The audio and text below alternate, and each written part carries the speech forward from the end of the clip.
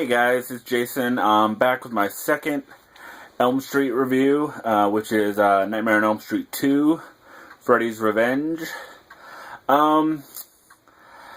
This is probably the least, I don't know if it's the least favorite from all the fans, but it's definitely the most different movie from all the other movies. But I mean, at the time they didn't know what the norm was going to be for the movies, so I mean, that didn't really come about till Dream Warriors, Nightmare on Elm Street 3. Yeah, this movie's a lot different, but it opens with a school bus, and then it's got Jesse there, played by Mark Patton, and you got a couple other kids in there, and the other kids get dropped off except for two girls, and Mark Patton, which is his character's name is Jesse. Oh, and an interesting fact about this opening scene is that the bus driver is actually played by Robert Englund, Freddy Krueger himself. So that's a good little, nugget of information for you. But anyways, the bus starts speeding up. The girls start freaking out. Jesse starts freaking out, and they go off into the desert. And then you see Freddy's hand on the it's not the joystick. What is it called? I don't know. The car thing. I'm not a car person. The car thing. The shift stick? I don't know. And then you see, and so then the ground starts moving and sinking.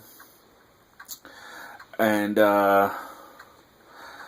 the two girls start crying and freaking out, and they look back at Jesse, Mark Patton, and they're like, "Really? This is who we're dying with?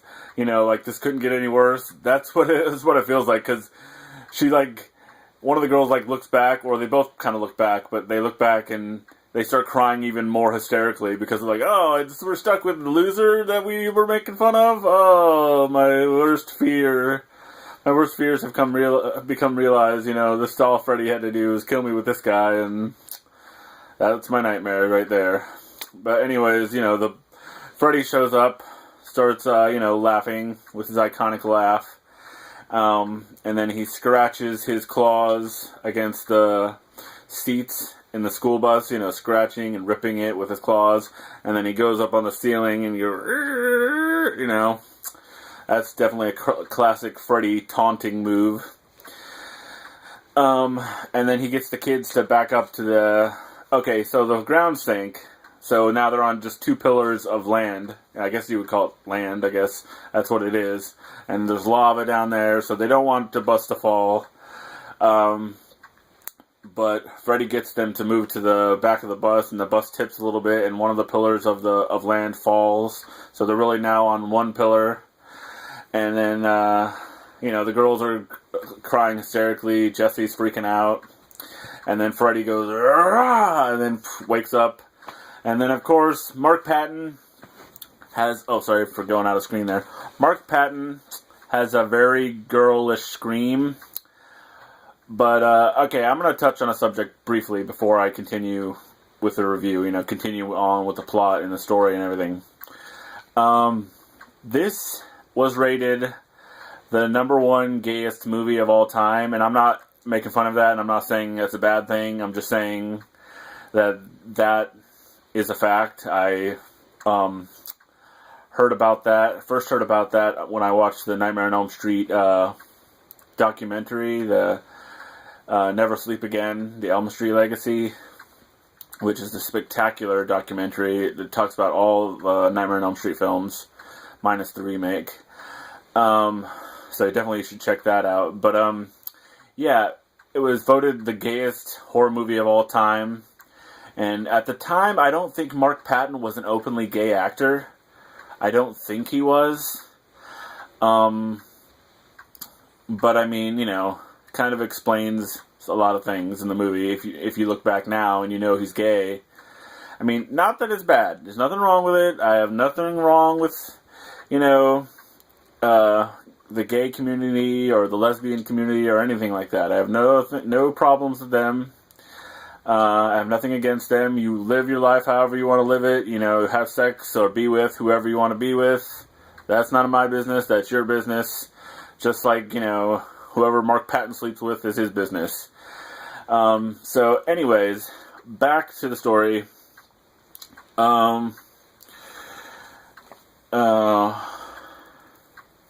Back to the story.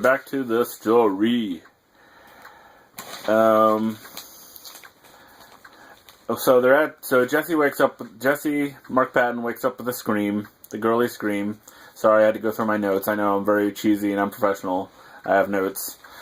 That's what I do. I watch the movie, I take notes, and then I look at them. I don't memorize them before I do the video. I just hold them and look at them as I go along. See, that's what I do. Sorry, I'm making this video longer. But then it's kind of creepy. The little foreshadowing of the little sister finding the little Fu Manchu, I believe, Fu Man fingers. She finds the Fu Man fingers, which is kind of a foreshadowing of, Freddy's claws or his glove and stuff. And then we get the introduction of Lisa, who is essentially the hero of the film.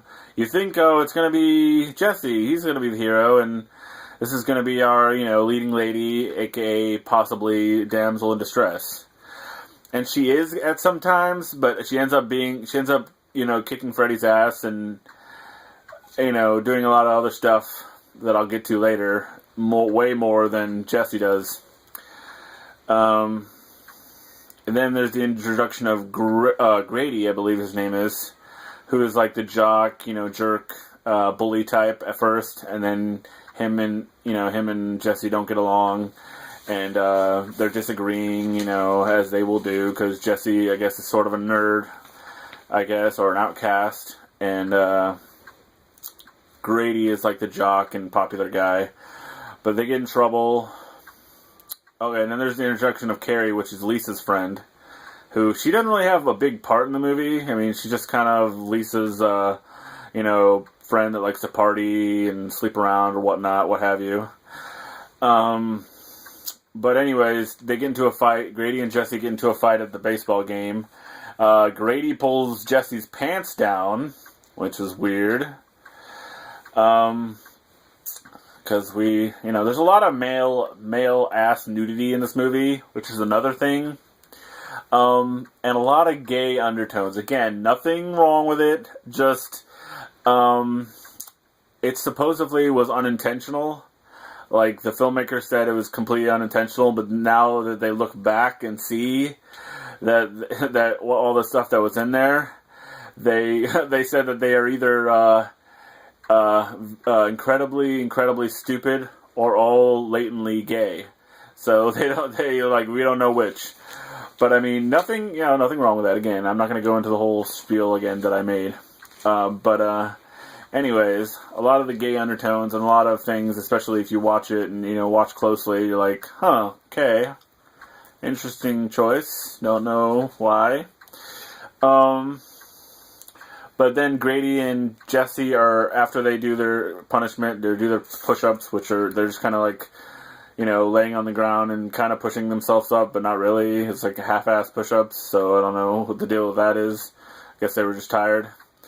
But they're in the locker room, and Grady talks to Jesse about how they moved into Nancy's old house from the first movie, and he calls Jesse's dad a chump for buying that house and how he got it real cheap because, all the shit that went on there with Freddy and, the bars on the window and supposedly Nancy went crazy or whatever. Or that's what the story was floating around town, I guess. And that, Nancy's mom died and all that crazy stuff happened. And then we go into the first dream sequence, I guess you'd call it, it's actually the second dream sequence, besides the first one. Jesse gets up to get some water, I guess, or something, and he hears some rustling outside, so he goes outside, and he continues to walk along the side of the house, and then he sees a light coming from the basement, and he looks down there, and he sees Freddy pulling something out of the fire, and he doesn't know what it is.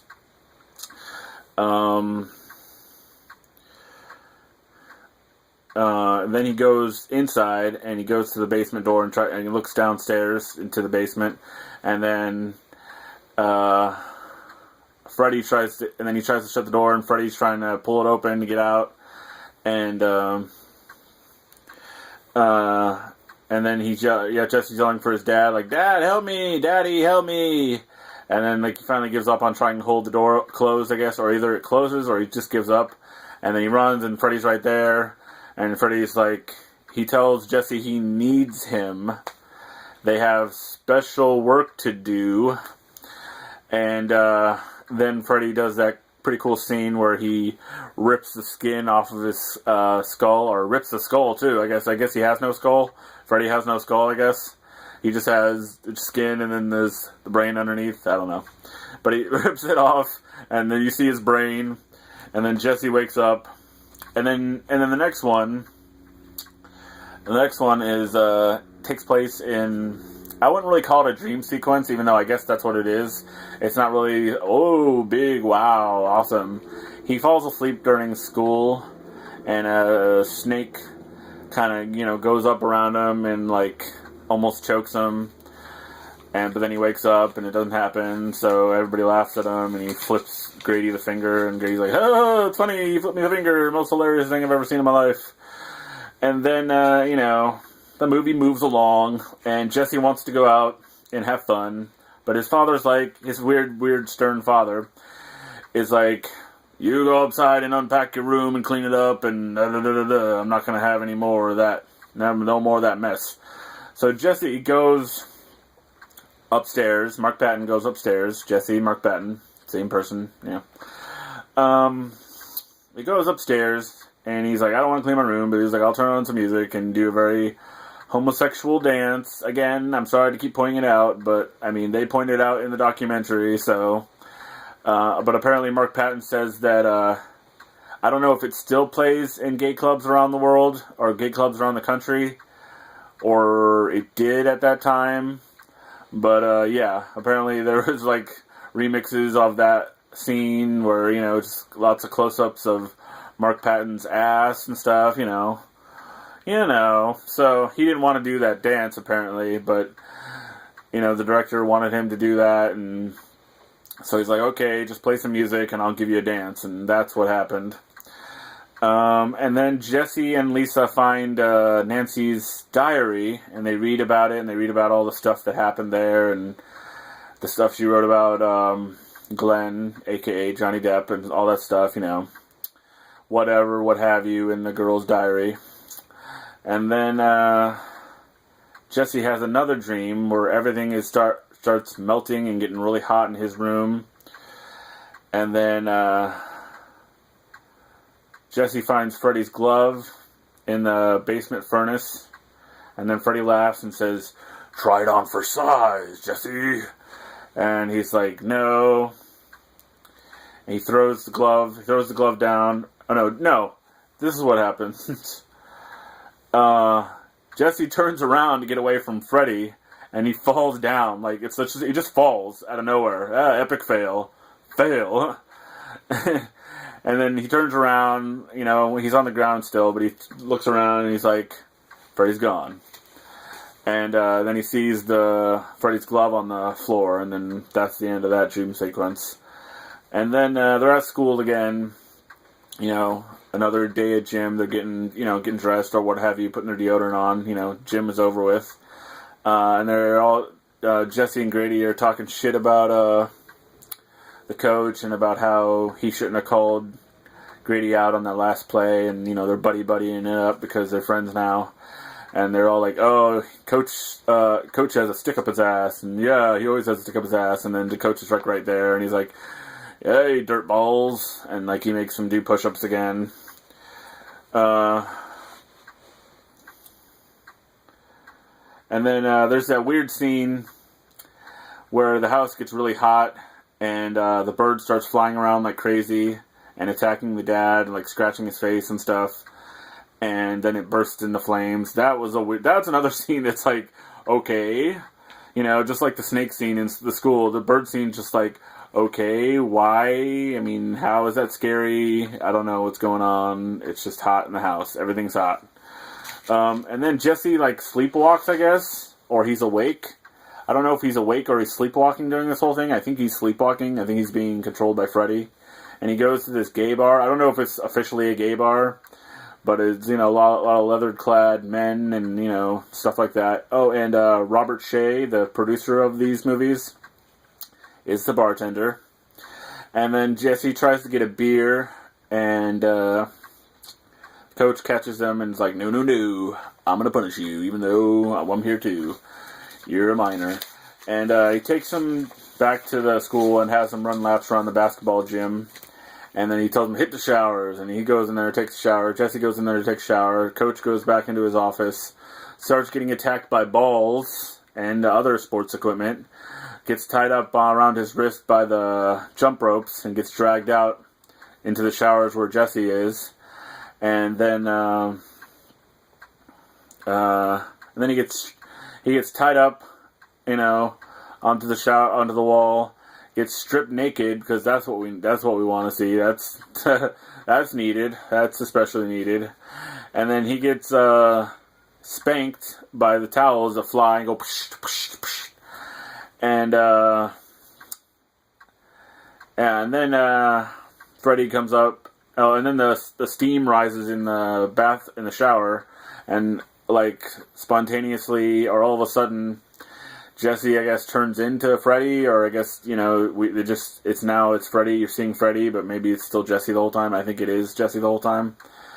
But, and then he slices the coach on the back, and then the shower heads rain down blood and everything, and then that's over. And then the cops bring Jesse home, and the dad's like, what drugs are you taking, and, what are you doing?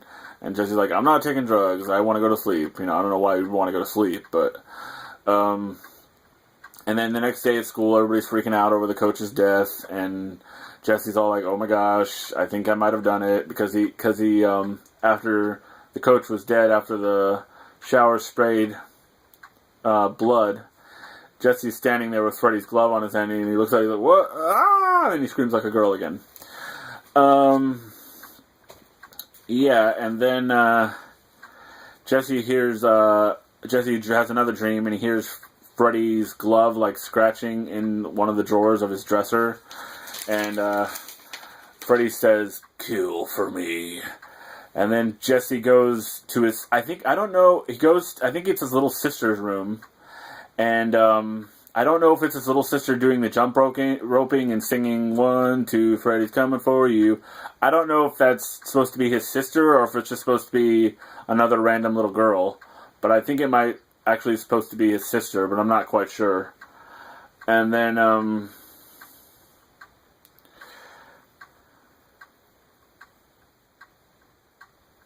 then Jesse,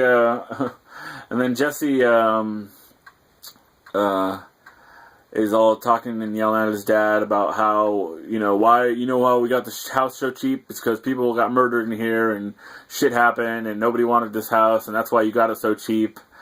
And then he gets all pissed off and they leave and he goes off with Lisa, and Lisa takes him to this old power plant that I guess Freddy worked at when he was still alive. And, they're looking around and she's like, do you feel anything? Do you sense Freddy at all or anything? He's like, no, I don't. And then they see like this old cabinet, I guess, or a work cabinet, like a metal one, like you would see in a tool store or a warehouse. And they hear rustling in there, and they're like in there, and they open the door. It's like, rat! It's a rat! Oh my gosh, rat scare! Rats are scary. But yeah, and then the furnace comes on by itself over at Jesse's house.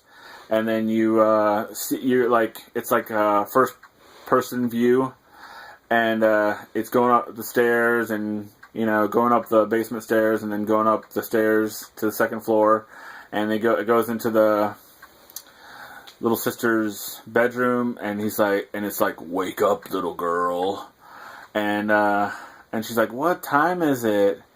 And then it's Jesse, and he's like, it's late, and then he goes to pull the covers over her, and he has Freddy's glove on there, and he freaks out, and Jesse tries to take these pills called stay up pills, You know, kind of like the pills Nancy took in the first movie, which was kind of cool. I guess that's a little throwback, or a little, you know, way of referencing the first movie.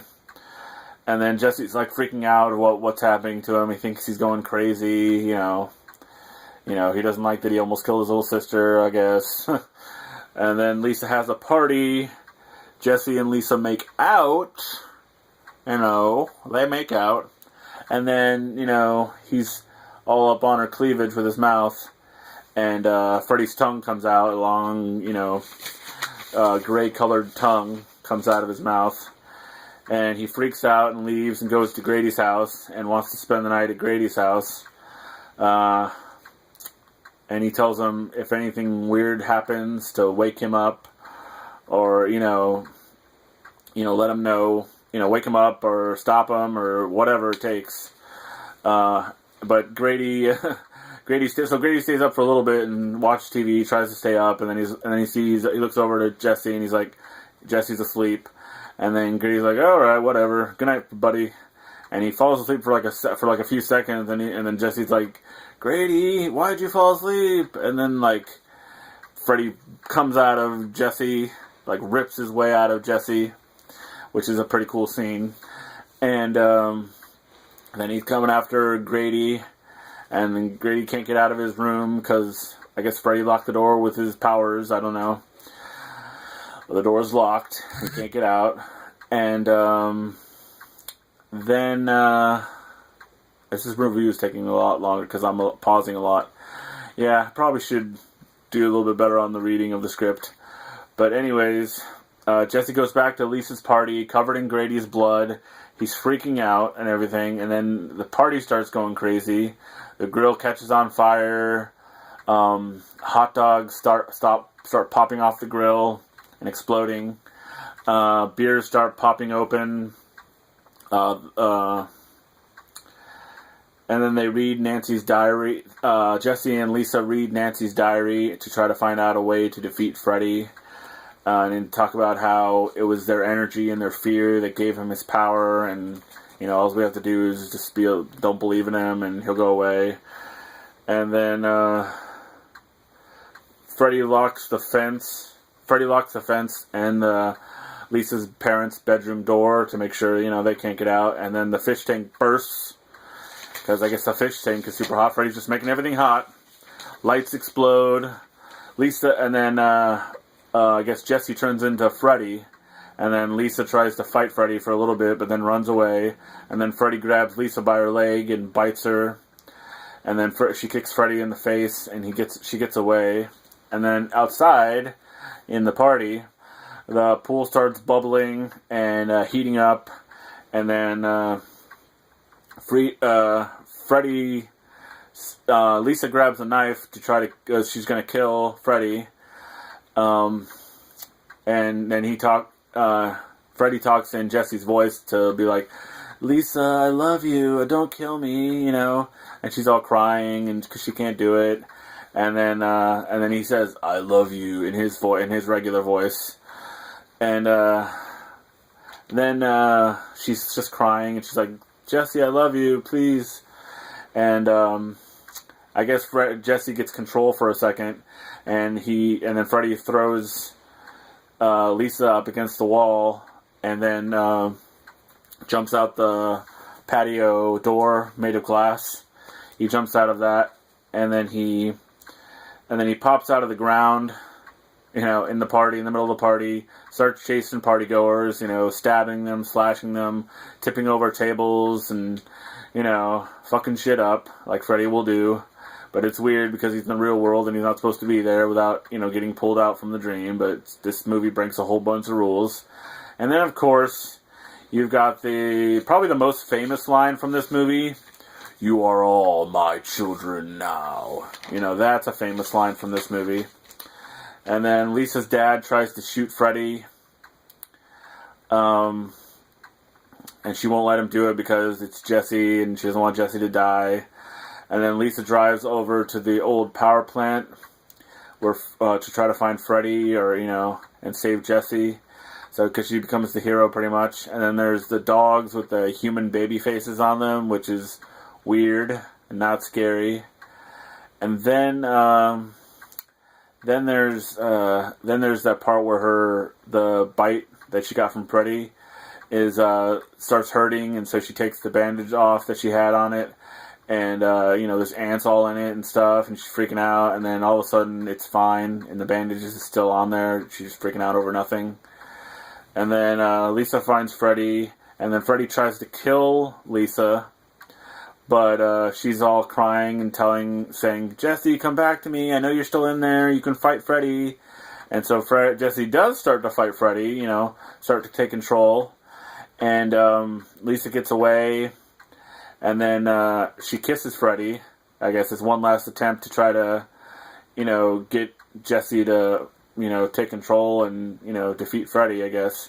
And then Freddy bursts into flame. Fire starts coming, and Freddy bursts into flames, and he melts, and it goes away. And I guess he burns to death. I guess Freddy doesn't really ever die, but I guess he just goes back to the dream world. Or hell. And, Jesse's okay. He's not burnt up. He's not dead or anything. And then, they hug each other. They're like, "Oh, we made it. We did it." And then, he's going off to school the next day. Everything's happy, happy, happy. And then they go back on the school bus, back to where it started. And they're driving along. Everybody's all talking about, "Oh, it was such a crazy party." Da, da, da, da, da. And I don't know what happened. We don't know what happened. And then the bus starts speeding up. Jesse starts freaking out a little bit, and then it stops because I guess it was just speeding up a little bit. It wasn't really, nothing was really wrong. It was just speeding up, and then it stopped at the next stop to pick up the kids. So nothing was wrong. So he's like, "Oh, okay, it's fine." And then Carrie, Lisa's friend, who really didn't have any part in this movie that much, except for a handful of scenes.